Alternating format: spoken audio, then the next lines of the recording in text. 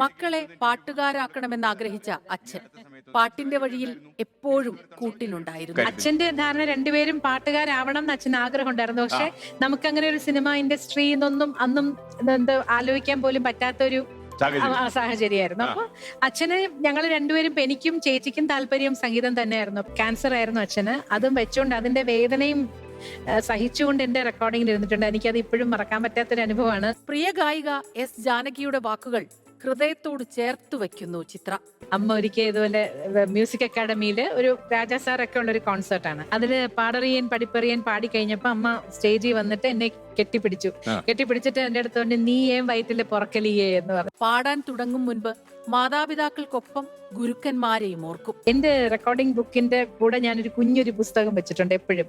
അതിനകത്ത് എന്റെ അച്ഛൻ, അമ്മ, പിന്നെ ജാനകിയമ്മ, സുശീലമ്മ, ദാസേട്ടൻ, ബാലു സാറ്, ഇവരുടെ എല്ലാം പടങ്ങൾ ഞാൻ ഇട്ട് വെച്ചിട്ട് ഞാൻ ഇവരെ എന്റെ രാജാ സാറ് ഇവരെയൊക്കെ ഞാൻ എന്റെ മനസ്സിലിങ്ങനെ തൊട്ട് തൊഴുതിട്ട് ഞാൻ കയറാറുള്ളൂ. പുരസ്കാരങ്ങൾ, അഭിനന്ദനങ്ങൾ, ലോകം മുഴുവനുമുള്ള ആരാധകരുടെ സ്നേഹം ഒക്കെയും പാട്ടുവഴിയിൽ മുന്നോട്ടുള്ള ഊർജമാകുന്നു. കാർമുകിൽ വർണ്ണന്റെ ചുണ്ടിൽ ചേരുമോടക്കുഴലിന്റെ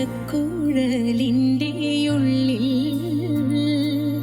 വീണുറങ്ങുന്നൊരു കാലം എത്ര കടന്നുപോയാലും മനസ്സിൽ മായാതെ നിൽക്കുന്ന എത്രയെത്ര അനുഭവങ്ങൾ.